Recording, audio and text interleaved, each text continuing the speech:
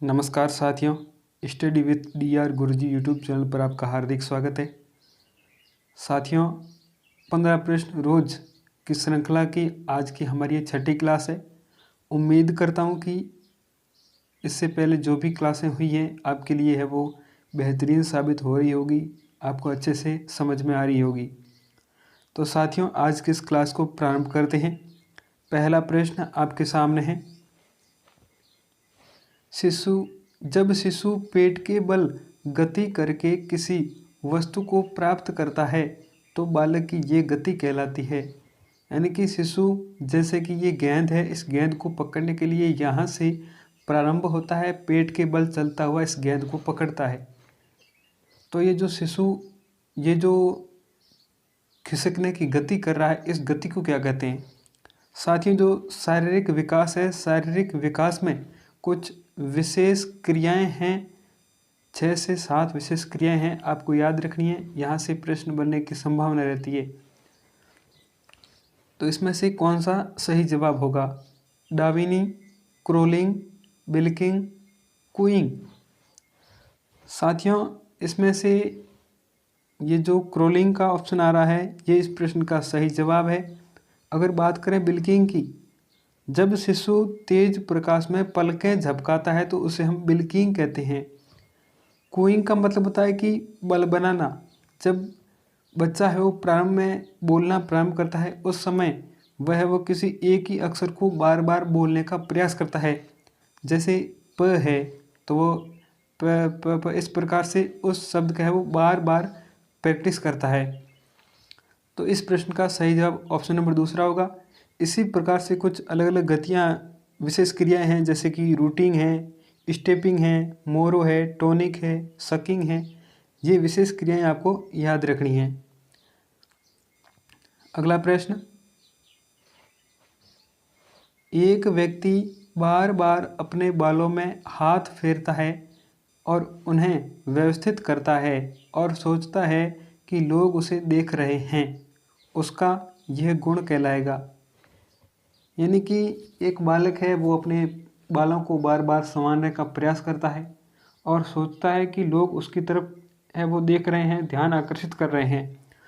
तो उस व्यक्ति का ये गुण क्या कहलाएगा? आत्मकेंद्रित, अहम भाव, कलेक्टिव मोलेलज या काल्पनिक श्रोता।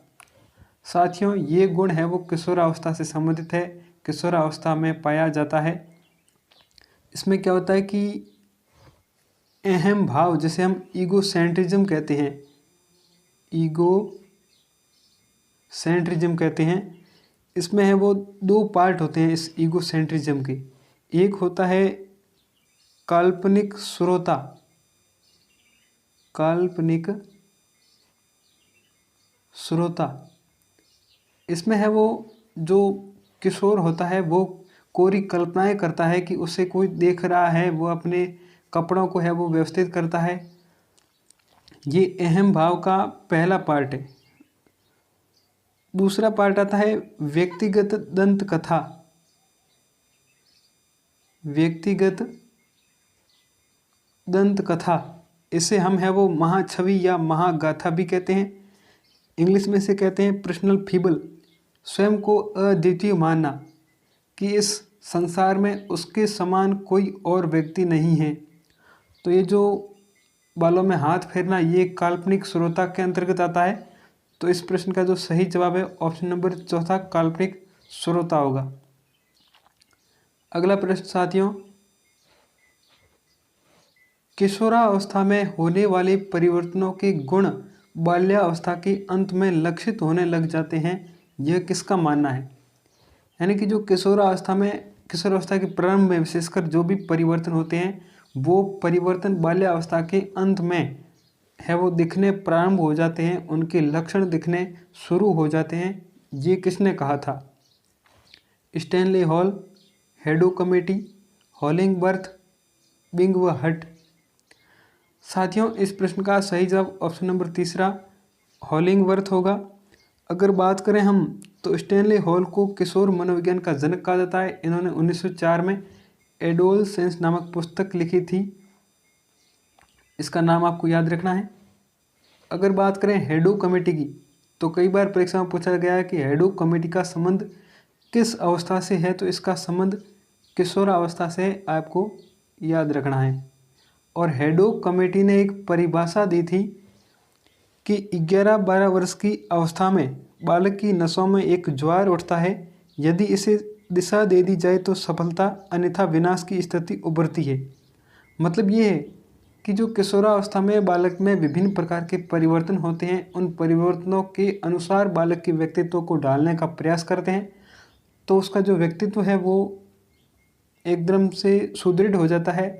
अगर उनकी तरफ ध्यान नहीं देते हैं तो एक प्रकार से जो किशोरावस्था का बालक होता है वह समाज के विपरीत कार्य करने लगता है, विभिन्न प्रकार की अपराधी प्रवृत्ति में संलग्न हो जाता है।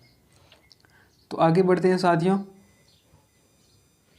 अगला प्रश्न है, किसके अनुसार 3 से 6 वर्ष का बालक अर्ध स्वप्न की स्थिति में रहता है? Adler, Thorndike, string, गैसेल। साथियों, ये कथन कहा था थॉर्नडाइक ने। इन्होंने कहा कि 3 से 6 वर्ष का बालक अर्ध स्वप्न की स्थिति में रहता है। तो इस प्रश्न का सही जवाब ऑप्शन नंबर दूसरा होगा। ये जो महत्वपूर्ण डेफिनेशन आपको इस श्रृंखला के माध्यम से प्राप्त हो रही है, आप इन डेफिनेशन को अपने है वो नोट्स के रूप में नोट करें, ताकि इनको है वो बार बार देखने से आपका रिवीजन होता रहे। एडलर की बात करें तो एडलर ने शिशुअवस्था के बारे में एक परिभाषा दी थी कि शिशु बाल जीवन ढंग के लिए तैयार करता है। अगला प्रश्न, निम्न में से कौन सा आनुवांशिकता का विकास में प्रभाव का सर्वाधिक वर्णन करता है? यानी कि आनुवांशिकता का विकास में क्या प्रभाव है, इसका सर्वाधिक वर्णन कौन से कथन में किया गया है? यह मुख्य निर्धारक है कि हम कहाँ तक जा सकते हैं। यह इस बात को बताती है कि हम कहाँ तक जा सकते हैं। यह इस बात को तय करती है कि हम कहाँ तक जाएंगे। यह मुख्य निर्धारक है कि हम कहाँ तक जाएंगे। साथियों, इसमें अगर हम बात करें तो चाहे वंशानुक्रम हो या वातावरण हो, किसी को भी हम मुख्य निर्धारक नहीं कह सकते, क्योंकि बालक के विकास में दोनों की बराबर भूमिका होती है। किसी भी एक पक्ष को अधिक महत्व नहीं दे सकते। तो ये जो पहला ऑप्शन है ये भी कट जाएगा, चौथा ऑप्शन भी कट जाएगा। और ये इस बात को बताती है कि हम कहाँ तक जा सकते हैं, ये इस प्रश्न का सही जवाब होगा। कहाँ तक जाएंगे ये भी नहीं बता सकते, क्योंकि वंशानुक्रम के लक्षणों के आधार पर हम ये तय नहीं कर सकते कि कहाँ तक विकास होगा, क्योंकि इसमें जो वातावरण है उसकी भी महत्वपूर्ण भूमिका होती है। अगला प्रश्न साथियों, जीन व गुणसूत्र माता के गर्भधारण के समय बालक में माता पिता से पहलुओं को स्थानांतरित करते हैं। यानी कि जब गर्भधारण होता है, गर्भधारण के समय जो जीन और गुणसूत्र है वो माता पिता से बालक में कौन से है वो पहलुओं को स्थानांतरित करते हैं? पोषक, प्रकृति, आनुवांशिक, इनमें से कोई नहीं। तो साथियों, जैसा कि हमने पिछली क्लास में भी पढ़ा था कि जो वंशानुक्रम के विभिन्न प्रकार के लक्षण होते हैं वह एक पीढ़ी से दूसरी पीढ़ी में चलते रहते हैं, जिसको हम बीजकोष की निरंतरता का नियम कहा था। तो इस प्रश्न का सही जवाब ऑप्शन नंबर तीसरा आनुवांशिक होगा। इसे हम वंशानुक्रम भी कहते हैं। अगला प्रश्न आपके सामने है, इनमें से कौन सा शब्द शारीरिक वृद्धि को उपयुक्त तरीके से वर्णित करता है? शारीरिक वृद्धि यानी कि लंबाई, भार, हड्डियों की संख्या, मांसपेशियों का प्रतिशत, ये सारे शारीरिक वृद्धि के एक तरह से क्षेत्र है। तो इनमें से कौन सा है वो शारीरिक वृद्धि को वर्णित करता है? वृद्धि गुणात्मक, मात्रात्मक, असंगठित, अनियमित। साथियों, अगर बात करें तो एक होती है वृद्धि और एक होता है विकास। आपको ये पॉइंट है वो अपने दिमाग में रखना है कि जो वृद्धि होती है, वृद्धि हमेशा मात्रात्मक होती है, इसका मापन हो सकता है। विकास मात्रात्मक भी होता है और गुणात्मक भी होता है। तो इस प्रश्न का जो सही जवाब है वो ऑप्शन नंबर दूसरा मात्रात्मक होगा। अगला प्रश्न, विकास का कौन सा प्रकार विशिष्ट से सामान्य होता है? साथियों, विकास के हमने विभिन्न प्रकार के जो आयाम पढ़े, शारीरिक, मानसिक, सामाजिक, संवेगात्मक, नैतिक, सौंदर्यात्मक। तो इसमें जो कौन सा विकास है वो विशिष्ट से सामान्य की तरफ होता है, लेकिन जो विकास के अन्य पहलू है वो सामान्य से विशिष्ट की ओर होते हैं। तो भाषात्मक विकास, गत्यात्मक विकास, नैतिक विकास या सौंदर्यात्मक विकास। तो साथियों, आपको याद रखना है इस प्रश्न का सही जवाब ऑप्शन नंबर तीसरा नैतिक विकास होगा।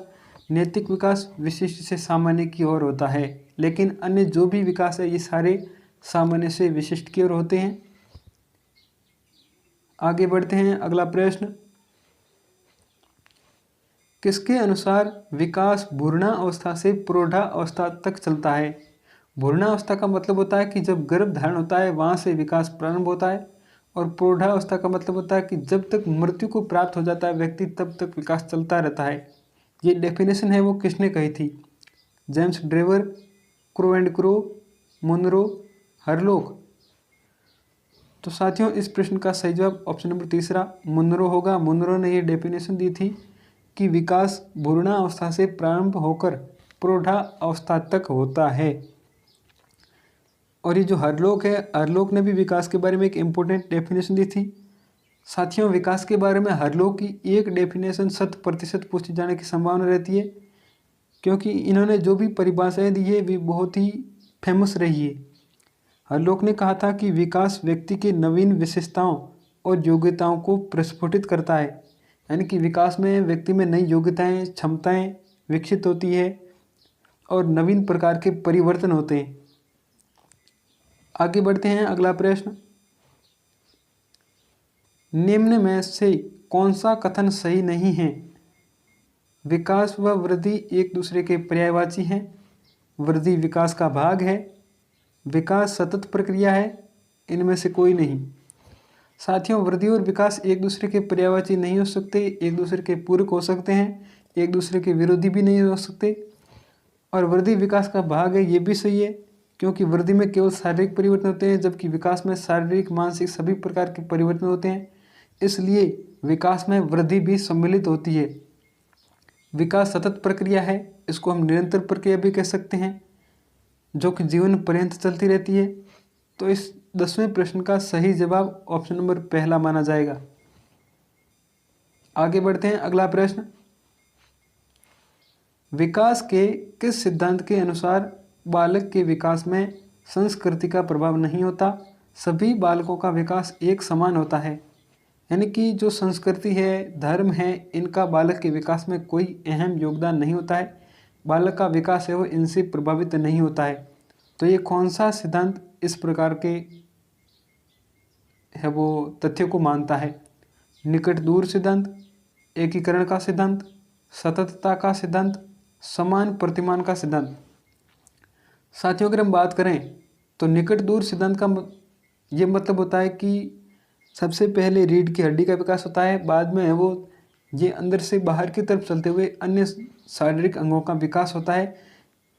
इसे हम है वो प्रोक्सिमो डिस्टल का सिद्धांत भी कहते हैं। एकीकरण का सिद्धांत ये कहता है कि बालक है वो पहले एक हाथ को चलाना प्रारंभ करता है, लेकिन धीरे धीरे वो जब चाहे दोनों हाथों को भी एक साथ चलाना सीख लेता है। इसे हम एकीकरण का सिद्धांत कहते हैं। सततता का सिद्धांत ये कहता है कि विकास है वो जीवन पर्यंत चलता रहता है। लेकिन जो समान प्रतिमान का सिद्धांत है, इसके अनुसार संपूर्ण मनुष्य जाति का विकास है वो एक ही क्रम में होता है, जो क्रम है सिर से पैर। चाहे मनुष्य कहीं भी जन्म ले, किसी भी संस्कृति में जन्म ले, लेकिन उसके विकास का एक ही पैटर्न होता है, सिर से पैर। पहले सिर का विकास होता है, उसके बाद में पैर का विकास होता है। तो इस प्रश्न का सही जवाब ऑप्शन नंबर चौथा होगा। अगला प्रश्न, एक 6 वर्ष की लड़की खेल कूद में असाधारण योग्यता का प्रदर्शन करती है। उसके माता पिता दोनों ही खिलाड़ी हैं। नित्य उसे प्रशिक्षण प्राप्त करने भेजते हैं और सप्ताह के अंत में उसे प्रशिक्षण देते हैं। उसकी क्षमताएं निम्नलिखित दोनों के बीच परस्पर प्रतिक्रिया का परिणाम होगी। 6 वर्ष की लड़की है, वो खेल कूद में असाधारण योग्यता का प्रदर्शन करती है और उसके माता पिता दोनों खिलाड़ी हैं। इसका मतलब उस लड़की को कई गुण है वो वंशानुक्रम के रूप में उसके माता पिता से भी प्राप्त हुए हैं। और नित्य प्रशिक्षण प्रदान करते हैं, इसका मतलब वातावरण का भी अहम योगदान है, जिसके कारण है वो खेल कूद में असाधारण योग्यता का प्रदर्शन करती है। तो ये दोनों किस प्रकार के परस्पर प्रतिक्रिया का परिणाम है? स्वास्थ्य व प्रशिक्षण, अनुशासन और पौष्टिक, आनुवांशिकता और पर्यावरण, वृद्धि और विकास। तो साथियों इस प्रश्न का सही जवाब ऑप्शन नंबर तीसरा होगा। आगे बढ़ते हैं।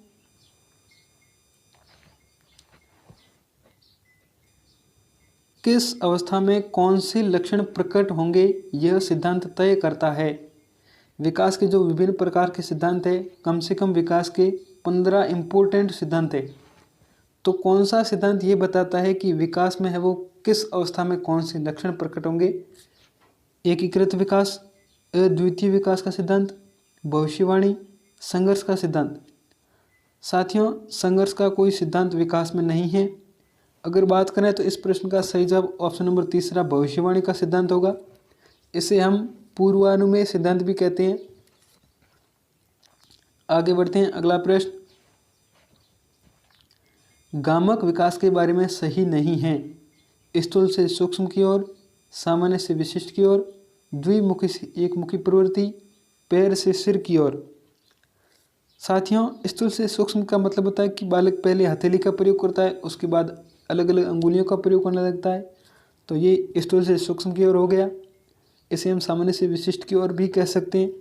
द्विमुखी से एकमुखी प्रवृत्ति का मतलब होता है कि पहले बालक है वो दोनों हाथ एक साथ चलाना प्रारंभ करता है, लेकिन बाद में एक हाथ भी अलग से चला सकता है। इसे हम द्विमुखी से एकमुखी प्रवृत्ति कहते हैं। पैर से सिर, ये साथियों इस प्रश्न का सही जवाब होगा, क्योंकि गामक विकास है वो सिर से पैर की तरफ होता है, न कि पैर से सिर की तरफ। अगला प्रश्न और आज की श्रृंखला का अंतिम प्रश्न, निम्न में से डाउन सिंड्रोम का संबंध किस कारण से है? Trisomy 21, trisomy 12, trisomy 18, trisomy 14। साथियों ये प्रश्न है वो रीट 2021 में लेवल प्रथम में पूछा गया था। और ये जो डाउन सिंड्रोम है ये जीन में जो विसंगति होती है उसके कारण बालक में है वो उत्पन्न होता है, और इसका मुख्य कारण ट्राइसोमी 21 है। तो इस प्रश्न का सही जवाब ऑप्शन नंबर पहला होगा। इसी प्रकार की और श्रृंखला के लिए साथियों आप जुड़े रहिए हमारे साथ। थैंक यू दोस्तों, चैनल को जरूर सब्सक्राइब करें। धन्यवाद।